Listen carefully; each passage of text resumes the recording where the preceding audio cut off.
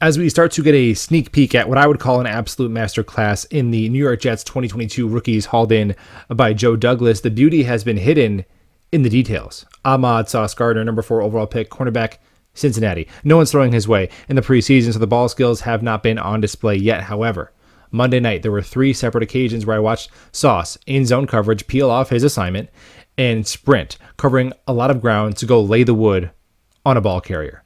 His defensive counterpart, Jermaine Johnson, same game. Sets the edge against the mobile quarterback and then spins outside as the quarterback rolls out of the pocket. And JJ doesn't sprint towards the quarterback. He sprints towards the boundary at an angle because he knows his job is not necessarily to get the sack or to get the TFL. His job is to keep that quarterback from turning the corner, to maintain that edge. And he does it beautifully, forcing a throwaway and then pulling up at the end as to avoid a penalty. Grown-up football. Love to see it.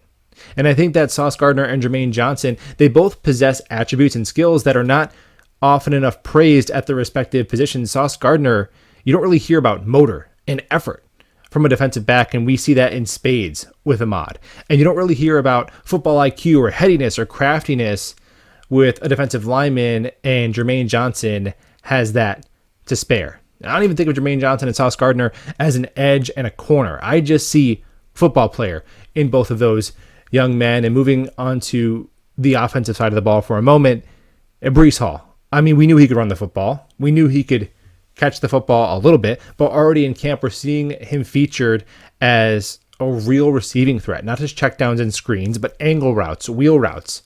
Lined him as a receiver in trips formation a couple times with Garrett Wilson and Elijah Moore next to him. And speaking of Garrett Wilson, man, the anti-diva wide receiver, right? Just a buttoned-up pro. Like he was a pro last year. He just happened to be playing at Ohio State.